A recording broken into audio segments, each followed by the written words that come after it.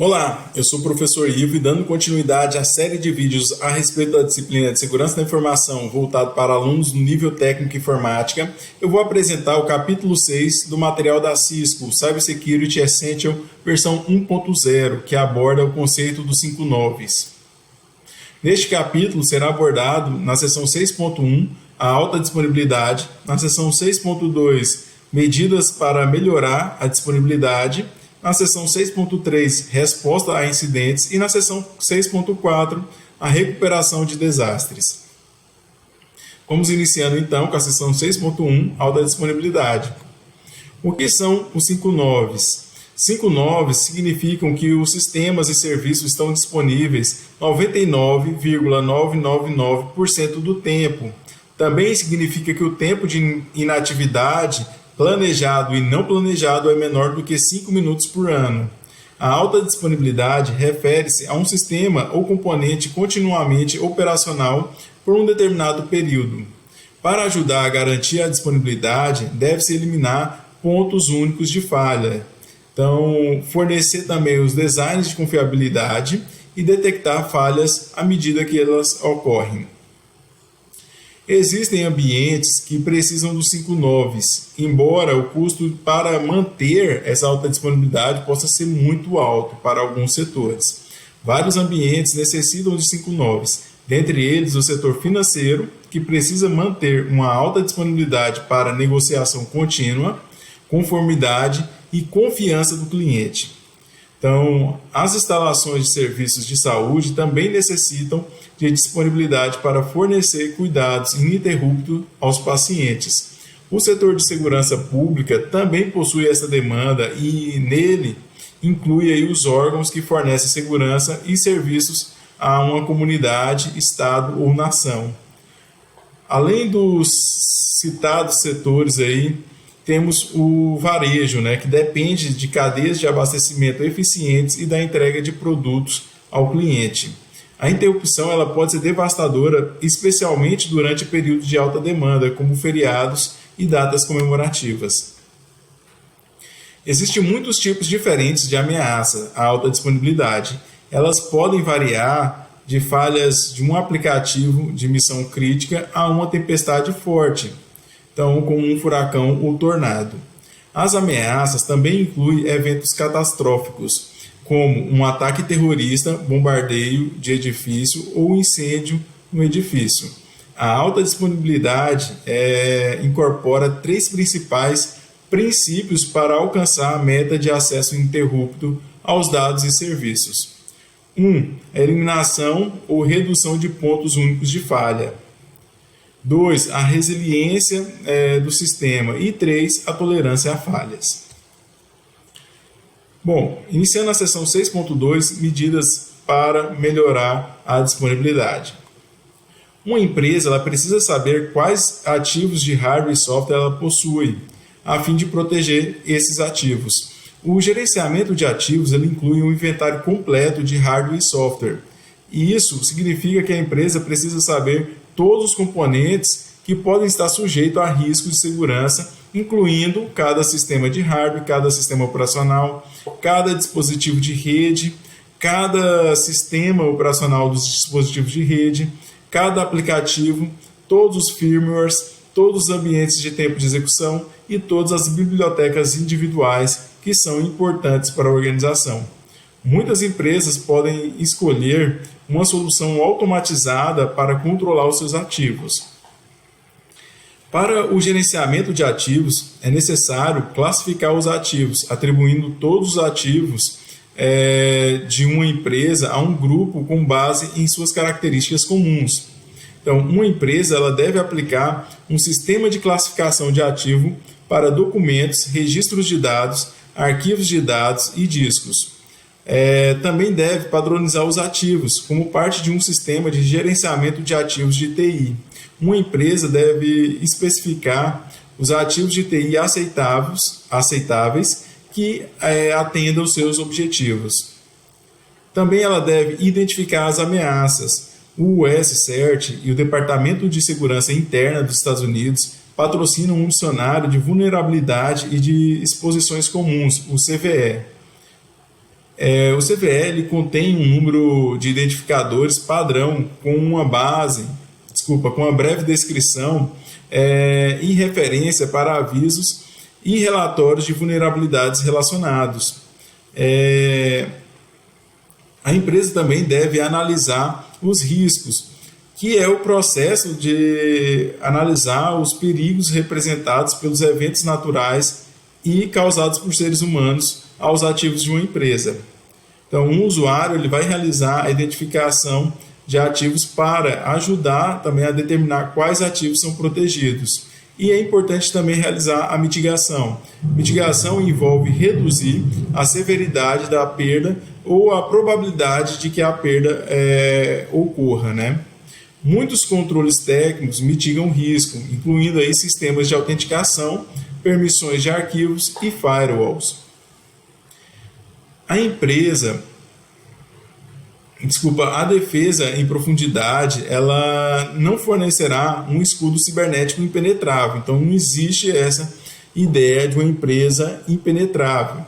Mas todos esses processos ajudarão a empresa a minimizar os riscos, mantendo-se um passo à frente dos criminosos virtuais. Isso para garantir aí que as informações e dados permaneçam disponíveis. Então, para isso, a empresa deve criar diferentes camadas de proteção. Uma abordagem aí em camadas ou sobreposta oferece aí a proteção mais abrangente. Se um criminoso virtual penetrar uma camada, eles ainda precisarão lidar com várias outras camadas do sistema. Então, cada camada sendo um pouco mais complicada que a anterior para penetrar. Também existe a característica de limitar o acesso aos dados e às informações, que reduz a probabilidade de uma ameaça. Então, uma empresa ela deve restringir o acesso de modo que os usuários somente tenham acesso ao nível necessário para ele realizar o seu trabalho. Continuando aí, a diversidade ela refere-se, né, a mudar os controles e procedimentos em diferentes camadas. Então, quebrar uma camada de segurança não compromete todo o sistema.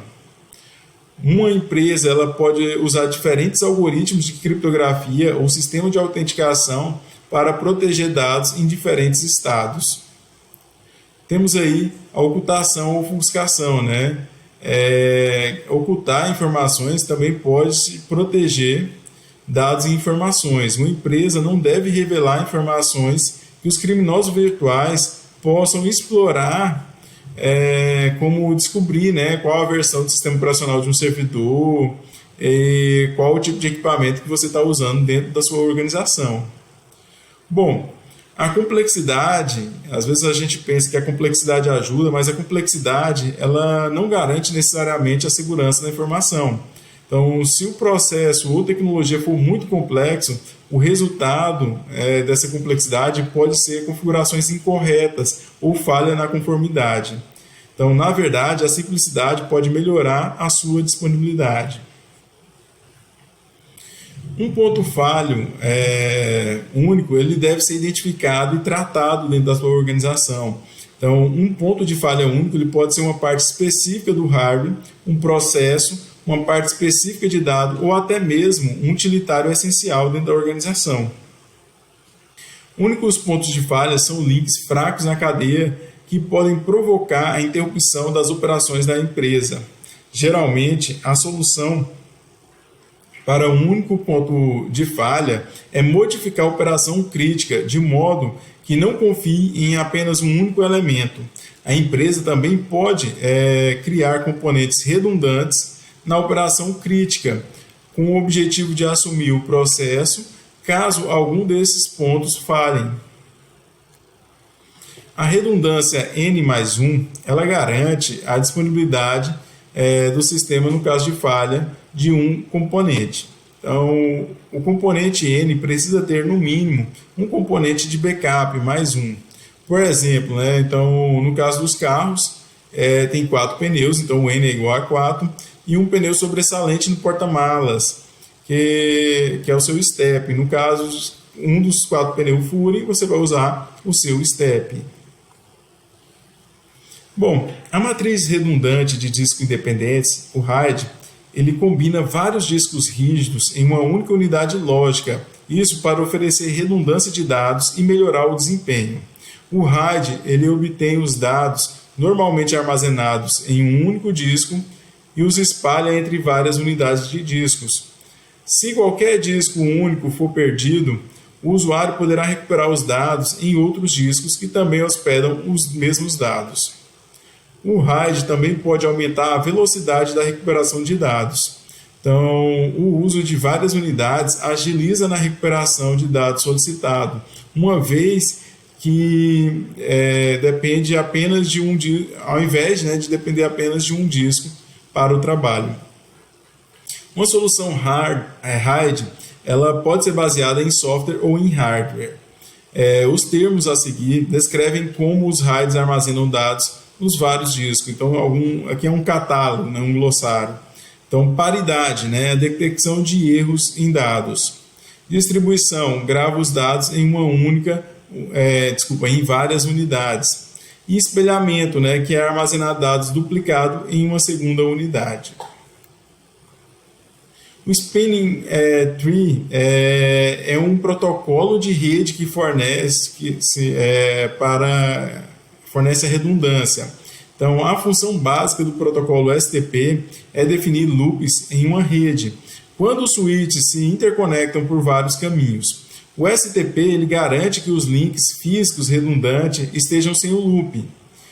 Ele também garante que haja somente um caminho lógico entre todos os destinos na rede. O STP bloqueia intencionalmente os caminhos redundantes que poderiam provocar um looping na comunicação de redes. O gateway padrão é normalmente o roteador que fornece aos dispositivos o acesso para o resto das redes, ou seja, para a internet. Se houver somente um roteador como gateway padrão, ele é um único ponto de falha. Então, a redundância do roteador ele envolve aí, optar por instalar um roteador em espera adicional, a capacidade de uma rede de se recuperar dinamicamente da falha de um roteador que atua com um gateway padrão é conhecida aí como redundância de primeiro salto, porque o seu gateway padrão é o primeiro salto na rede de internet. Então, opções de redundância do roteador. Então, as opções disponíveis para a redundância do roteador incluem o Hot Standby Router Protocol, o HSRP, que fornece alta disponibilidade ao fornecer redundância de roteamento do primeiro salto, o protocolo de redundância de roteador, o VRRP, que executa um protocolo em conjunto com um ou mais roteadores conectados a uma LAN. E em uma configuração de VRRP, o roteador eleito ele é o roteador virtual mestre e os demais roteadores atuam como backup. Se o roteador virtual mestre falhar, esses que estão em backup vão atender. Temos também o protocolo de balanceamento de carga do gateway, o GLBP. Ele protege o tráfego de dados de um roteador ou um circuito com falhas, como o HSRP e o VRRP, ao mesmo tempo que também permite fazer o balanceamento de carga entre um grupo de roteadores redundantes.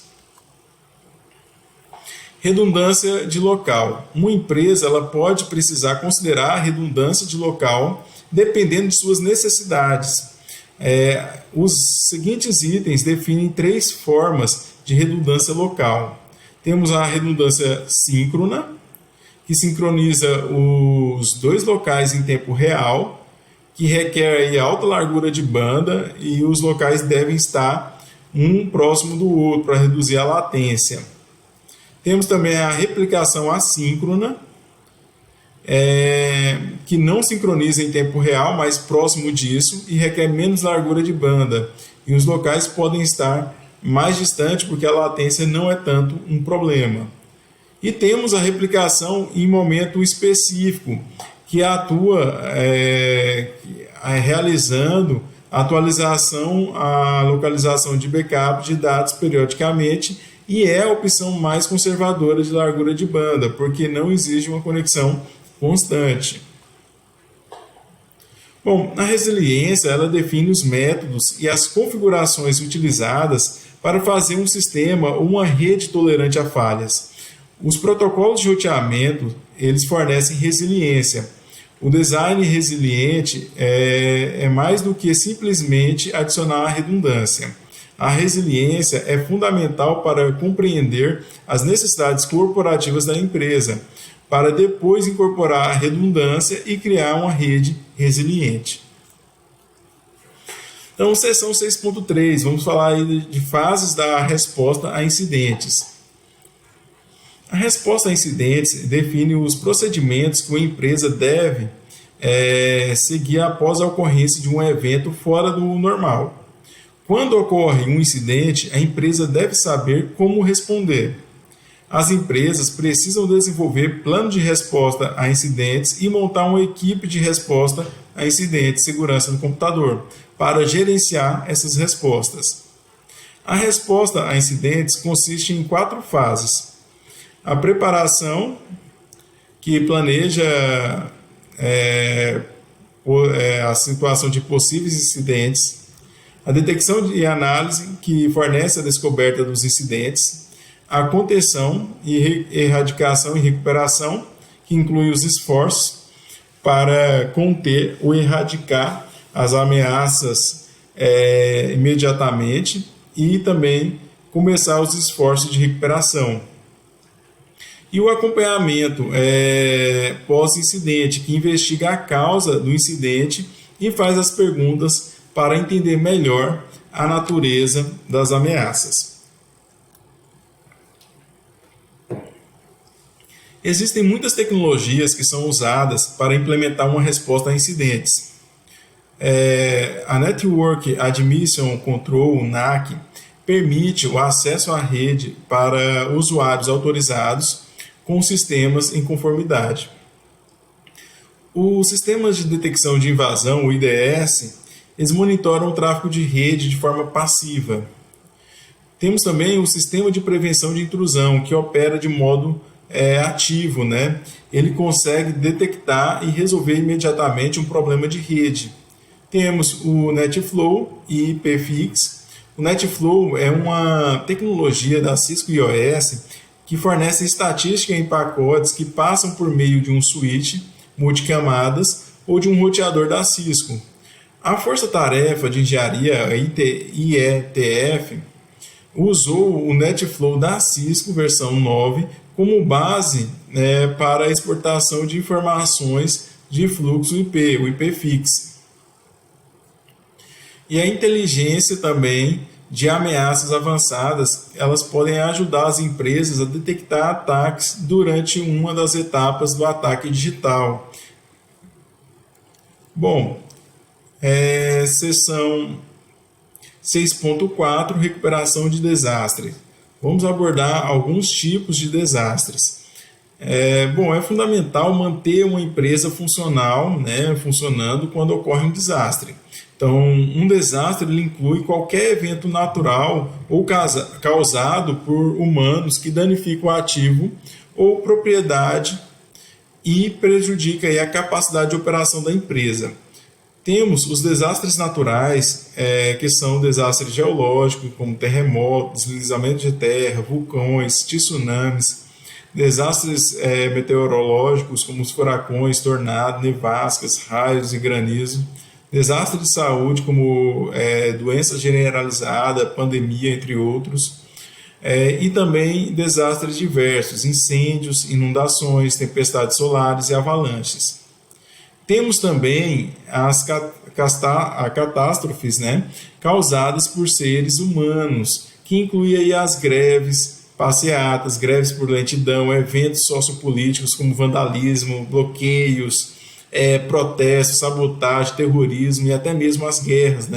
Eventos materiais como derramamento de elementos perigosos, incêndios, interrupções de utilitários, falha na energia, falha de comunicação, escassez de combustível, além de precipitação radioativa. Então, são vários, pessoal, vários problemas que a gente pode ter aí tanto causados de forma natural quanto por ação humana.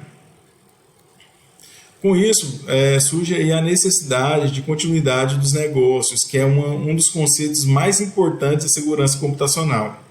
Mesmo que uma empresa faça o que pode para evitar desastres e perda de dados, é impossível prever todos os cenários.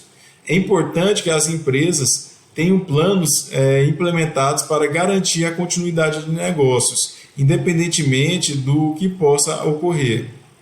A seguir, são apresentadas algumas considerações sobre a continuidade de negócios. Então, os controles de continuidade dos negócios são mais do que apenas fazer backup de dados e fornecer hardware redundante. Elas devem incluir a documentação de configurações, estabelecimento de canais de comunicação alternativo, fornecimento de energia, identificação de todas as dependências para aplicações e processos e a compreensão de como realizar essas tarefas de forma automática. A seguir, são apresentadas as melhores práticas de conformidade dos negócios. 1. Escrever uma política que fornece orientação para desenvolver o plano de continuidade dos negócios e atribuir funções para realizar as tarefas.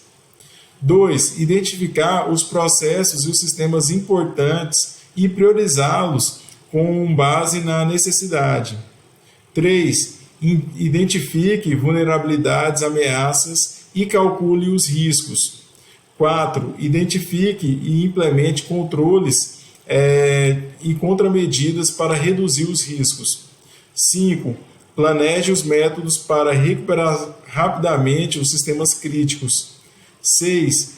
Escreva os procedimentos para manter a empresa funcionando quando estiver em um estado caótico. 7. Você tem que testar o seu plano. 8. Atualizar esse plano também regularmente. Na seção 6.5 é apresentado um resumo deste capítulo. Então, neste capítulo foi explicado o conceito dos 5 noves, um padrão de alta disponibilidade que permite 5,26 minutos de tempo de inatividade por ano. Também discutiu as várias abordagens das empresas para garantir a disponibilidade do sistema. Também discutiu como as empresas respondem a um incidente ao estabelecer procedimento a ser seguido após um evento. E uma discussão da recuperação de desastres e do planejamento de continuidade dos negócios. Bom, aqui a gente encerra o capítulo 6. Eu agradeço muito a sua atenção. Se você gostou do material, curte ele aí e se inscreva no canal. Se ficou com dúvidas ou tem sugestões de melhoria, comenta aí. Então, um grande abraço e até um próximo vídeo.